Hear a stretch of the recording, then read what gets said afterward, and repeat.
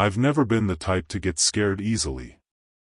I grew up in a small town, one of those with legends on every corner, and I've heard everything: women in white, werewolves, even lights in the sky. But I've always been more skeptical than curious. What happened to me on that road, however, was not a story told by anyone. I was the one who lived it. And to this day, even trying to rationalize it, I can't explain it. All I know is that ever since that day, when I hear the wind blowing hard, I feel the same chill down my spine that I felt back then. It started with a simple route error on the GPS, like any other. But this error wasn't like any other. It was a short trip. I was going to visit my mother, who lives 2 cities away from me. I had already made that journey dozens of times, always on the same road. But that day, the GPS decided to send me on a dirt road on its own. At first, I thought it was a route update, a time saver, perhaps. The road was narrow, unpaved, with tall grass on each side, but nothing special. It was even kind of picturesque, if you want to romanticize it. But after about 15 minutes of driving, I realized that I no longer had a signal. Neither from the GPS nor from my cell phone. I looked up at the sky and the sun seemed still. Fixed. That bothered me in a strange way. I kept driving for a while longer, but the scenery didn't seem to change. The same twisted trees, the same red dust rising behind the car. Then, out of nowhere, it appeared, a giant, dry willow tree in the middle of a clearing. Its withered leaves hung as if it had been hanged, and its branches twisted like arms. There was something about it that made my stomach turn. I slowed down, and the car began to misfire. The engine coughed, sputtered, but it didn't turn off. The fuel gauge stopped too. It read half a tank, just like before, as if no time had passed. And then I realized, the sun was still in the same position in the sky. In exactly the same place. That was when I felt the fear really start to grow. That fear that comes slowly, not like a fright, but like nausea. I tried to turn around, but the road behind me seemed different. Closer, darker, as if the path had aged in minutes.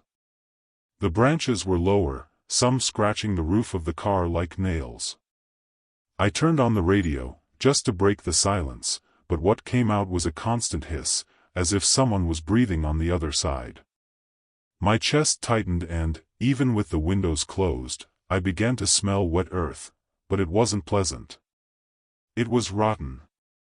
Like a freshly dug grave. I started to sweat. The air inside the car felt thicker, as if something was draining the energy from everything, including me. The only thing that still worked was the engine, but it made that strange noise, sputtering every 10 meters. I drove slowly past the willow, barely breathing, and it seemed as if the branches moved, not with the wind, which wasn't even blowing, but as if they had a will of their own. A small, subtle movement, but very wrong. The road ahead seemed narrower than before, and the grass grew unnaturally, as if it were pushing me back. I decided to get out of the car. It was instinctive. I needed to see for myself, to make sure I wasn't going crazy. As soon as I opened the door, I felt a silence so absurd that my ears rang. There was no wind, no insects, no sound, like the world had shut off. I walked toward the willow tree, trying to stay calm, but each step felt like walking through a bad dream. I got close enough to see that the trunk was covered in marks. Fingernails. It looked like people had scratched the bark until it bled. Some of the marks still had fingernails embedded in them. It paralyzed me. And I swear on everything, the ground around the tree breathed. It inflated and deflated, like a giant lung buried there. I ran back to the car, almost tripping over the door. I turned the engine back on, and to my surprise, it started right away. But the radio, which had been turned off, started to hiss again. Only now, in the midst of the hiss, there was a voice. Very low, drawn out, as if it were speaking to me from behind a veil of static. I couldn't make out the words, but I could feel the tone. It wasn't a desperate voice. It was calm. Cold. Like someone who already knew what was going to happen. I put my hand on the steering wheel, and it was as cold as a stone. Fear was no longer just a feeling, it was physical. A weight on my chest, a constant shiver down my spine. I accelerated hard, ignoring the engine's bumps and noises. The road seemed to stretch out in front of me, as if it would never end. But I had no choice. I just wanted to get out of there. The strange thing was that, even as I accelerated, the fuel gauge continued to show half a tank. As if time had really stopped since I entered that road. And the sky remained the same. The same sun, the same pale light. Without movement. I was trapped in something, some place where the rules were not the same. Where everything seemed to be waiting for me, as if I had been called, or chosen. That's when I saw something in the rearview mirror that made me freeze. There was a figure standing next to the willow tree. I couldn't see its face or its body properly, it was like a dark, thin silhouette, completely still. But I could feel it watching me. That presence wasn't human. And the worst part, I was sure it hadn't been there when I'd passed by before. But now, even as I drove and tried to get out of that damn place, it remained in the rearview mirror. Always at the same distance. As if the car wasn't moving. I tried not to look anymore, but the mirror seemed to pull my gaze back. The road finally began to change. The trees became more spaced out, the undergrowth less aggressive. But it wasn't a relief, it was like I'd been through an intestine and was being spat back out. When I finally saw the asphalt ahead, I almost cried. I crossed back to the main road and, just as the wheels hit the asphalt, the GPS turned on again. The fuel gauge dropped sharply into the red, and the sun moved, as if it had jumped in time. The car clock updated itself, 2 hours had passed. 2 hours in which, inside, everything had been frozen. I pulled over to a gas station just ahead. I stood there for a long time, with my head down, trying to understand. When I looked to the side, I noticed that my arm was scratched. 3 parallel, deep marks, and I didn't remember getting hurt. The smell of earth was still in my nose, as if it had permeated my insides. And I swear by everything I heard, deep down, on the gas station radio, the same voice whispering beneath the music. The same hissing voice. With the same uncomfortable calm. I left there as quickly as I had entered, and I never went back down that road. Not even by mistake. I've tried to tell this story a few times, but they always give up halfway through. They say it seems like an exaggeration, that it's impossible for time to stop or for the sun to not move. But I lived through it. And I still bear the scars. Literally. The worst part is that it all ended out of nowhere. As if it had ended because it wanted to, or because it had already done what it needed to do to me. There was no ending, no explanation. All that was left was emptiness and fear. Sometimes, when I close my eyes at night, I still see the willow tree, still, waiting. And I feel that, somehow, a part of me is still there. I always thought that the highway at dawn was the most peaceful place in the world. Dark, silent, just the sound of the engine and the headlights cutting through the darkness. I always liked that. I've been a truck driver for almost 20 years and I've seen it all: accidents, animals crossing the road, people hitchhiking in the most absurd places. But what happened that night was different. There's no other word for it. It left a mark on me. It's not the kind of thing you tell laughingly at a bar or turn into a joke with your colleagues. Because, to this day, when I remember it, I feel a shiver down my spine that makes my shoulders stiffen. I was driving down a stretch of the BR 135, near a curve that we call the Widow's Curve. It was about 2 in the morning.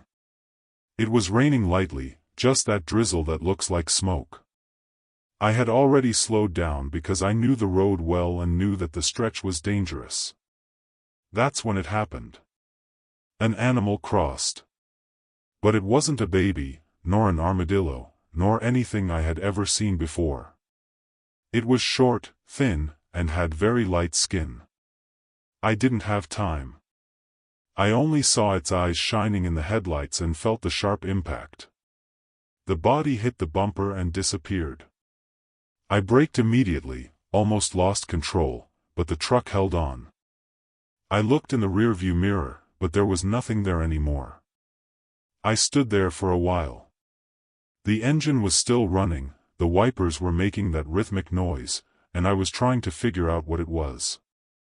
But I saw nothing on the road. No blood, no body, no marks. I thought about getting out, but something held me back. A strong discomfort, as if some part of me knew I shouldn't leave. The rain got a little heavier. I turned on my high beams, swept the dark road, but nothing. I took a deep breath, put the car in gear, and kept going. That's when it happened for the first time. She appeared. On the windshield. Stopped. Stuck to the glass, as if she had been glued tightly. But there was no sound, no impact, nothing. Just her. Pale. Eyes that were too dark. And looking at me. I screamed. Instinctively. A fear I had never felt in my life. I pulled the handbrake, but she was still there. Inert. Only her eyes moved, following mine. As if they were inside me. There was no blood, no marks on the glass, no sign of anything that indicated how it had gotten there. Just a thin figure, hairless, without clothes, expressionless. Her skin looked like wax. Her arms stretched out to the sides, as if she were trying to hold herself together. But the strangest thing was the silence. The truck was on, the radio was muted, and all I could hear was my breathing and the wiper trying to clean something that wouldn't come off. I thought about getting out of the truck again, but it was as if my body had frozen. All I could do was look at her, as if she was sucking all my attention. And then, out of nowhere, she disappeared. She didn't move, she didn't slip, she didn't let go of the window. She was simply not there anymore. As if she had never been there. I stood there for a few minutes, trying to understand, my forehead pressed against the steering wheel. When I looked again, the window was clean, dry even, despite the rain outside. I turned on the radio, looking for some sound that would anchor me to reality, and some random song started playing, but at a very low volume, almost as if it were far away. I kept driving, slower, my heart racing.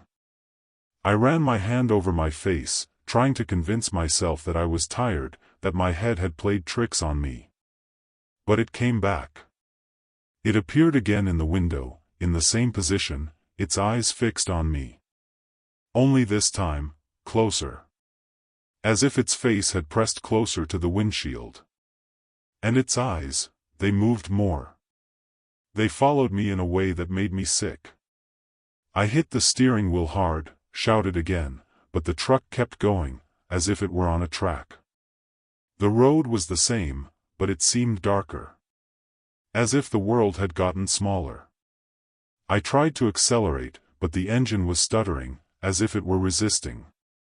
The windshield wiper was cutting across her face as if she didn't physically exist, but she was still there.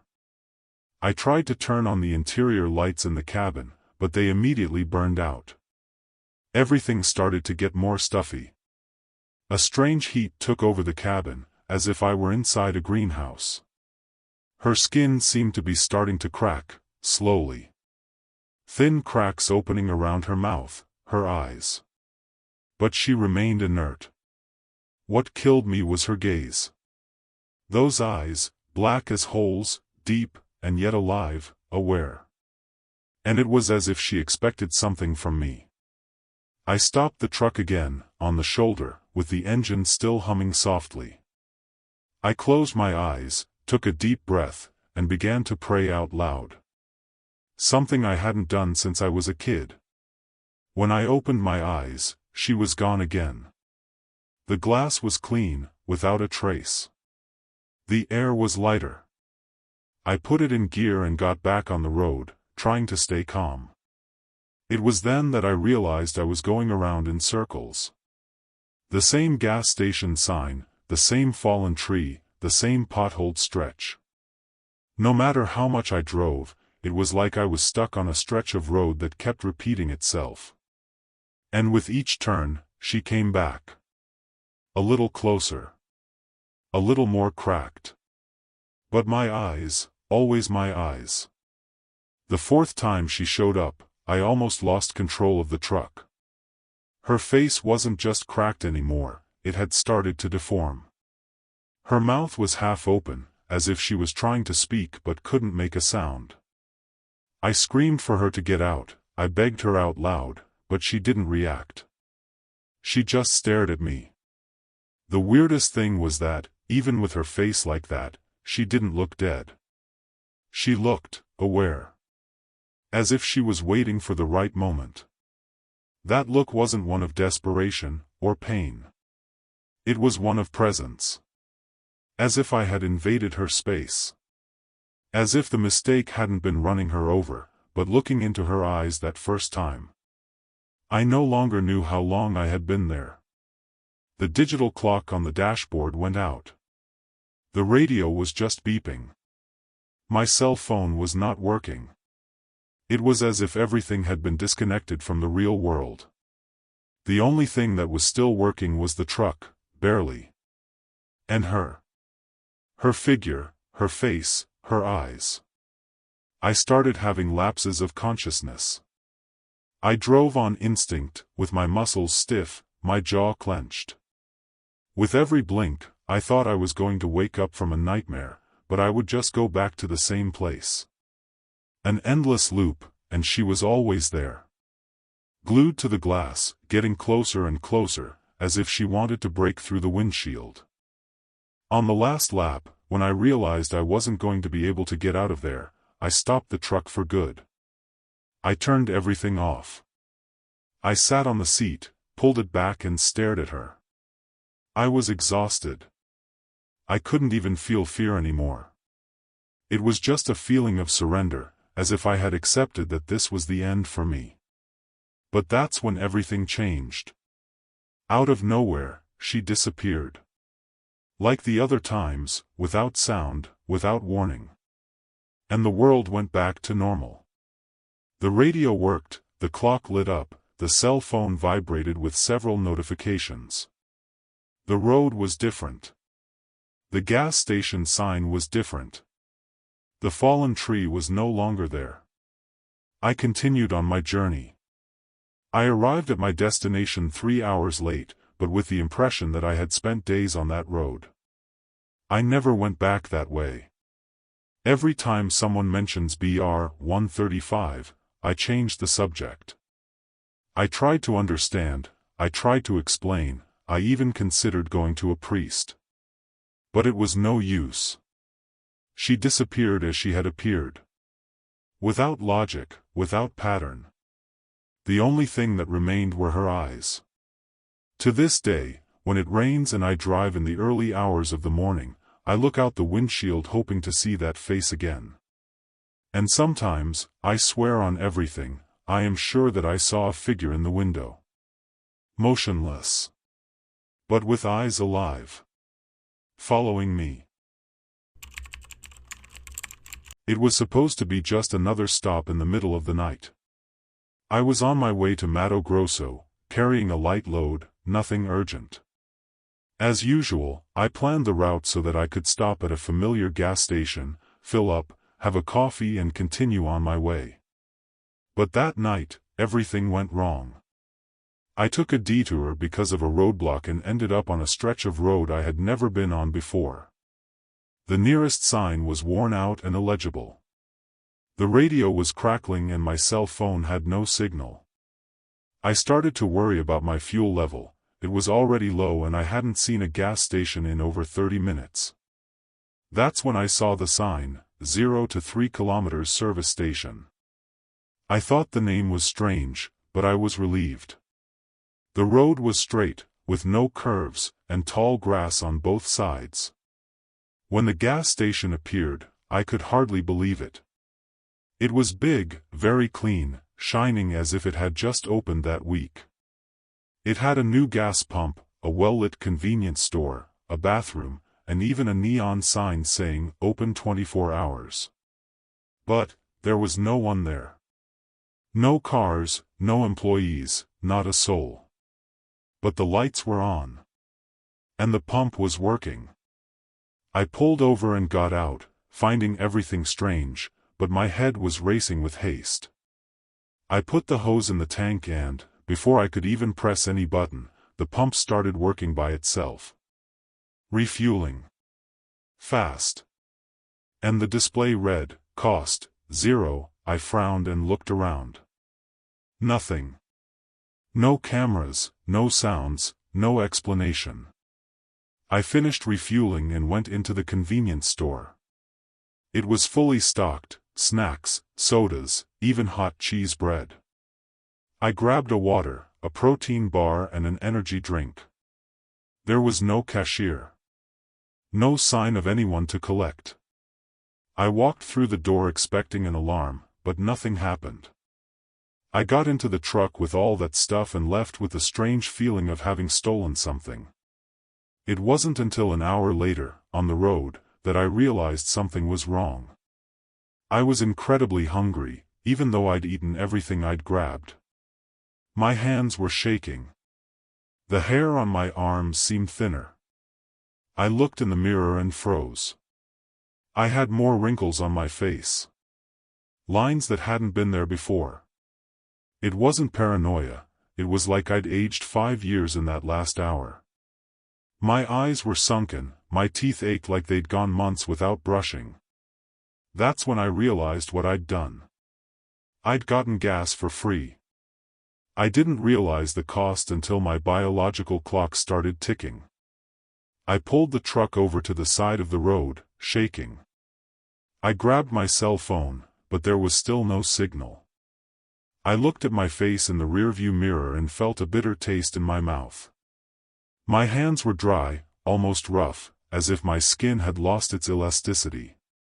The energy drink I had taken made me more agitated than it should have been, as if my body was running at 1,000 miles an hour. My heart was beating fast, but I was tired more than anything. I looked at the road behind me, thinking about going back to the gas station, trying to figure it out. But something inside me knew that wasn't an option. This was a trap. And I had already fallen into it. I continued on my journey. Each hour that passed was like a new day for my body. My knees started to hurt, my vision started to get blurry, and my beard was growing too fast, at an impossible pace. When I stopped at another gas station, with the tank still almost full, the attendant looked at me strangely. He asked if I was okay and said I looked done. I pretended to be sick, bought a coffee, and went to the bathroom. I stared at myself in the mirror for a few minutes. I looked like my father. But I'm 38 years old. And the reflection showed the face of someone almost 60. That's when the panic really hit. I sat on the toilet and cried like a baby. I went back to the truck with my head spinning. I tried to remember everything I had taken from that gas station. Water, energy drinks, food, and the fuel. If everything there cost life, how much had I lost? How many days? Months? Years? The display showed, cost, 0, but now I understood the trick. It was 0 in money, not in consequences. It was an exchange. And I accepted it without knowing. Or knowing, but ignoring it. I started to wonder if this was definitive. If I would continue to age until... I don't know. I died in days. Or if there was some way to stop it. To give it back. But how do you give back something you don't know how you got? The worst part was trying to tell someone. I called my sister as soon as I got a signal. Her voice cracked on the line. She said she barely recognized me. That my voice sounded different. Hoarser, older. I tried to explain, but it sounded ridiculous even to me. How do you tell someone you went to a fake gas station, filled up the tank, and left with decades less life left? It's not the kind of thing that fits into anyone's logic. Much less the logic of the person on the other end of the line. I hung up before she thought I was having a meltdown. And maybe I was. But that face in the mirror told me otherwise. I tried to sleep that night at a roadside gas station, but my body wouldn't let me. I felt strange pains in my joints, cramps, and my skin was pulling. It was as if every cell was in too much of a rush, trying to complete an entire cycle in just a few hours. In the middle of the night, I woke up with a horrible feeling of suffocation. I looked in the rearview mirror and was startled. My eyes had lost their shine, they were dull, like those of someone who has lived too much. And for a second, I swear, I had the impression I could see the gas station sign, that one, Service Station 0, reflected in the back of my pupil. Even though it was miles away.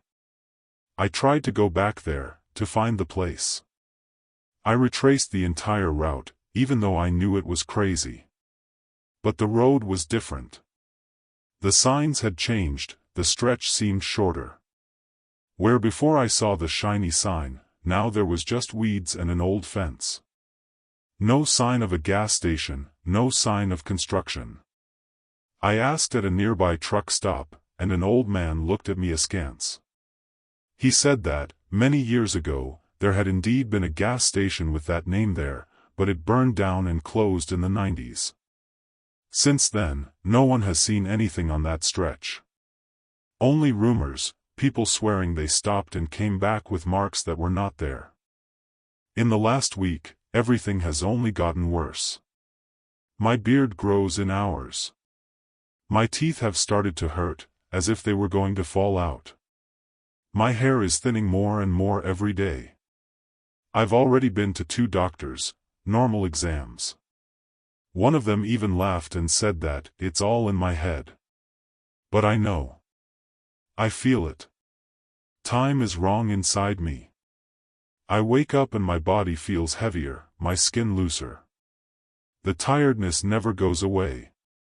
And sometimes, when I close my eyes, I still see that sign flashing red in the dark, Service Station 0.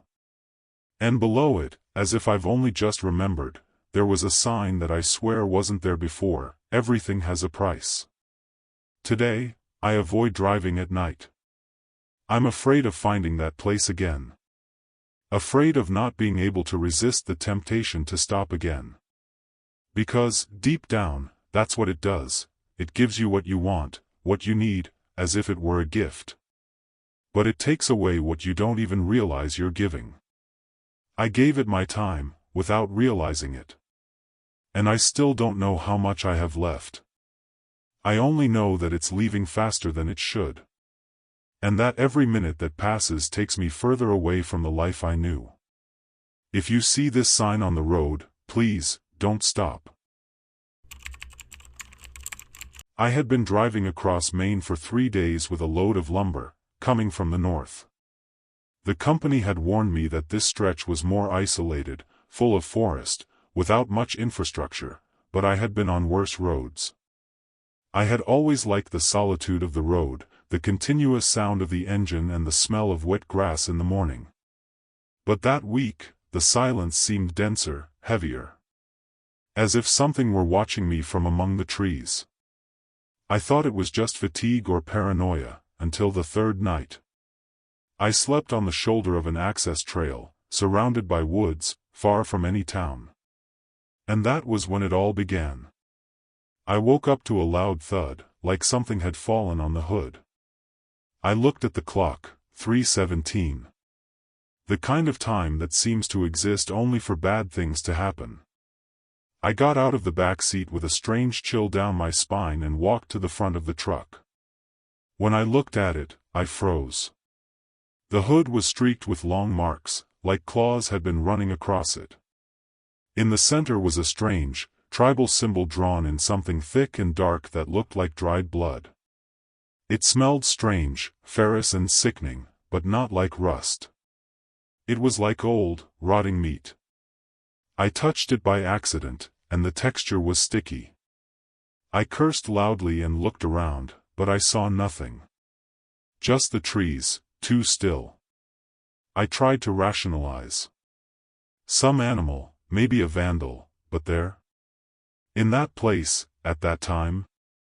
And the symbol, there was something about it that bothered me. It didn't look like just a scribble. It had intention. It had symmetry. Like it was made by someone who had drawn it 1,000 times before. I threw water on it, tried to wipe it off with a cloth, but it wouldn't come off. I stood there, standing there, with the hose in my hand, listening only to the sound of the forest and my heart beating loudly. When I got back into the truck, a feeling overwhelmed me. It was like I had been noticed. Marked. I continued my journey, trying to pretend that nothing had happened. But it was no use. The next morning, I stopped at a gas station and the attendant looked at me askance. He pointed to the symbol and asked what it was. He said it looked like one of those cult drawings. I laughed awkwardly, but inside I was already sick to my stomach. I asked if he knew anything like that and he just shook his head, saying, "There's something in that bush that's best not to poke, brother." I didn't insist. I filled up, went to the bathroom and, while I was washing my face, I had the distinct feeling that someone was watching me in the mirror. It wasn't someone in the bathroom. It was as if they were behind the glass. I walked back to the truck with my heart racing. I tried to convince myself that it was just my imagination, that fatigue was messing with my head. But the road began to change. The forest, which had been dense before, now seemed darker, more alive. The tree branches leaned more toward the road, as if they wanted to touch the truck. And I began to notice that there were more trucks parked on the shoulder than usual. Some were abandoned, with broken headlights or flat tires. I passed 3 in less than 20 minutes. All of them had marks on the hood. The same symbol. Sometimes more than one, as if they were layers. As if that entity left a signature on each one. I stopped again, this time out of pure desperation. I wanted to see if those marks on my hood had changed. And they had. In addition to the main symbol, there was another, smaller, recently made, still damp. And this time, there were handprints on the side of the truck. 4 fingers that were too long, thin, as if they were bones with stretched skin. They looked like marks from someone trying to climb in. I was breathless. I ran to the cabin, locked the doors and stood there, sweating. I started the engine and drove off. And then I heard it. Coming from inside the forest. A deep sound, like a drawn-out moan, impossible to imitate. As if the forest had lungs. Since then, every night has been the same. The truck starts to fail around 3 in the morning.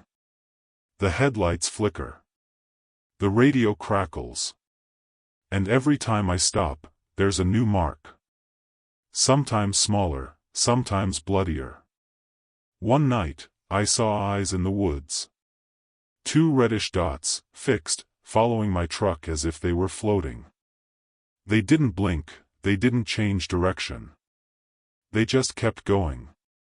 A friend of mine, also a truck driver, said this was the hunter. An old story among drivers in the north, which few take seriously. But those who see the symbols, rarely keep telling them. I haven't slept well in a week. The marks are all over the truck now. Even the roof of the cab is scratched. I smell rotting flesh for no reason.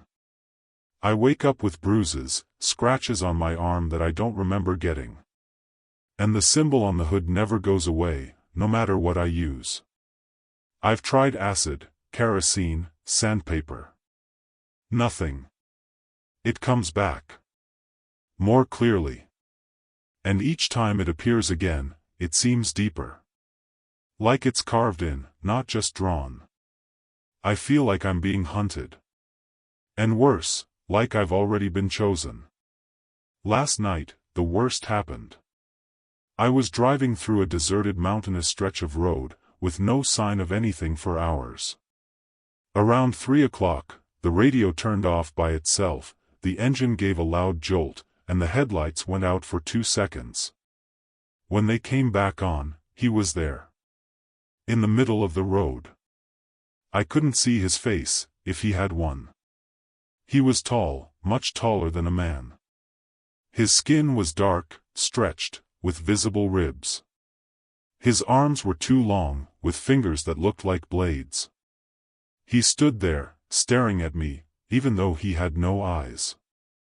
I honked, accelerated, and ran over him. Or I thought I had. The truck shook, but there was nothing in the rearview mirror. I drove for over an hour without stopping, in a panic, until daylight. When I finally pulled over at a gas station, already at the limit, the attendant didn't even come near me. He just said from afar, "You're marked, man. Get out of here with that." And he locked himself inside the store. I went to look at the truck and almost fainted. It wasn't just the usual symbol. Now the name of the previous gas station, where I had stopped for the first time, was scrawled in blood on the side of the truck. As if it were a warning. As if he had been following me ever since, and this was all just a game of patience. I've thought about abandoning the truck and disappearing. Going south, changing my name, leaving everything behind. But it's no use. When I borrowed a car from a friend to try to get out of there, the marks started appearing on his hood too. He called me terrified, saying he could see shadows on the road, even during the day. In other words, it's not the truck. It's me. I'm the one who's been marked. And with each passing day, I feel like I'm getting more erased. As if something is sucking me from the inside out. My skin is colder, my memory is more flawed, and I have an absurd desire to hit the road even for no reason. I know this story won't help me get rid of this. But if any other trucker is reading this, pay attention. If you wake up with a strange symbol on your truck, if you hear the forest breathing or see unblinking eyes following you, run away. Don't try to understand. Don't try to fight. Because the hunter doesn't chase to kill quickly. He chases to consume. And when he's done, he'll mark another one. Like a trail of blood that never dries. I just wish I'd never stopped on that stretch. I used to think that the road meant freedom. That as long as the truck was moving, I was moving forward, living, crossing the world 1 kilometer at a time. But after what happened, I started to view every stretch of asphalt with suspicion.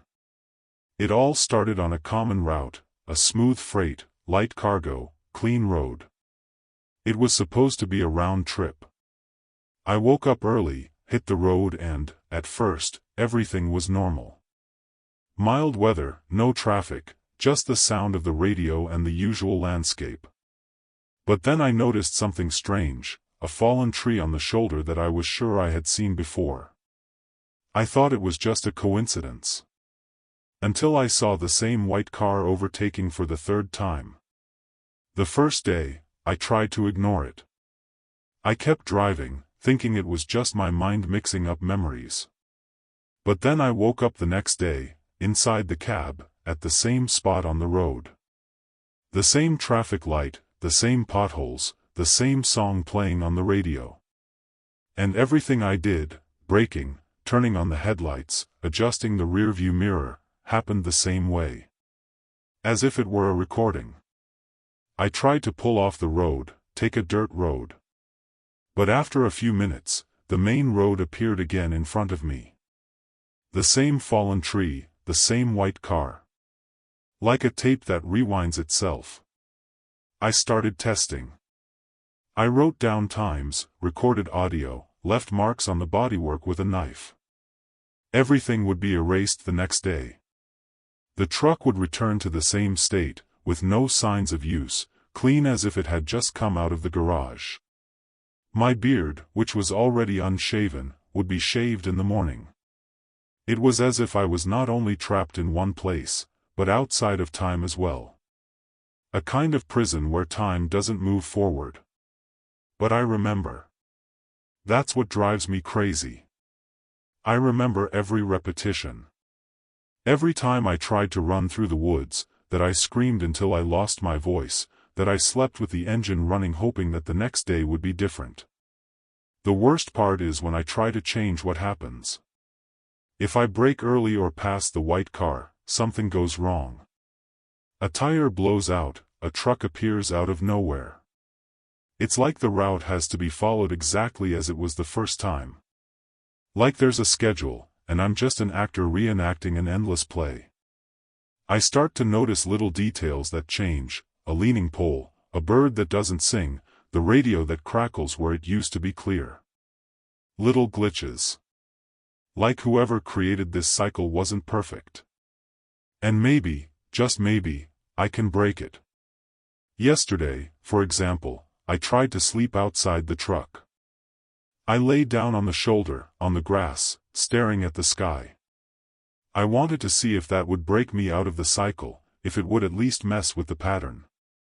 But I woke up inside the cab, again, with my seatbelt buckled, the radio playing the same song, always the same, like a programmed alarm clock. The feeling was suffocating. Not only because I was trapped, but because the road seemed alive. Watching. As if it were part of something bigger. As if I were being watched, analyzed. And my every move was being recorded by invisible eyes, waiting for me to make a mistake. Or to get it right. Today, I decided to do something different. I grabbed the truck's fire extinguisher and tried to break the dashboard. I wanted to see if damaging the vehicle would break its logic. I broke everything, in anger. But when the sun went down and night fell, I fell asleep on the bench. And when I woke up, everything was back to normal. The dashboard was intact. The truck was clean. The same music. The same damn fallen tree. I felt a tightness in my chest so strong that I could barely breathe. I cried. I screamed inside the cabin until I was hoarse. I banged my head against the steering wheel. But everything repeated itself. It always repeats itself. Even my outbursts seem to be part of the script. The only thing that still gives me a modicum of control is observing the patterns. The white car appears at the same point. The radio squeaks exactly 7 seconds before the turn. And when I look to the horizon, I can see the repetition begin, the same branches swaying, the same glint of light between the leaves. I also notice that the eyes of the driver of the white car are staring at me, even without turning his head. As if he knows. As if that person is as trapped as I am, or worse, as if he is part of the mechanism. A puppet that helps keep the cycle turning. It gives me chills just thinking about it. Today I tried something more drastic. I threw the truck against the embankment. I wanted to die, or at least wake up somewhere else. The impact was real. Glass breaking, pain in my arm, smoke on the hood. I felt blood running down my forehead. And I thought, it's over. But when I opened my eyes, I was there again. Seatbelt fastened. Music playing. Perfect truck. The road ahead, intact. And the white car passing by me, horn honking low. Like always. Only now, I'm sure, every time I die, I come back. As if death itself had been deactivated. As if this were just a repetition. I'm starting to forget my mother's face. The sound of her voice. I don't know how much longer I've been here. I'm not getting old, I'm not sleeping well, I'm not hungry. But mental fatigue is growing. It's like living inside a faulty machine. I've started talking to myself just to hear something other than the radio. I've written my name on the cabin walls, drawn maps of the route on the dashboard, marked imaginary dates on the ceiling with a pen. None of that remains. Everything fades. Only memory remains. And that's starting to fail. Sometimes I forget how it started. Why I got on this road. Where the destination was. It seems like the road has become the destination itself. Last week, or what I think was a week, I noticed something new. A figure standing in the middle of the woods. Tall, dark, faceless. He just stared at me as I passed by. It wasn't an animal, nor a shadow. It was someone. Or something. The next day, he was closer. Now on the side of the road. And the strangest detail, when he appears, the radio goes silent. As if everything stops. The white car doesn't pass, the branches don't sway. Just him, there. And the silence. I don't think that's part of the cycle. I think it's something from the outside. Something really watching. Or maybe, waiting for me to make the right choice. Today, I tried to face the figure. I pulled the truck to one side, got out, and walked toward it. But it disappeared when I got close. It didn't run away. It vanished, as if it had evaporated into thin air. And when I got back to the truck, the tribal symbol, the same one of the hunter, appeared drawn on the bodywork. Only small, discreet, as if it were a warning, or a reminder. I felt a chill run up my spine. The road may be a cycle, but it has cracks. Something is trying to get in. Or out. And maybe I'm not as alone as I thought. Maybe it's not just a punishment. Maybe it's a test. Or a game.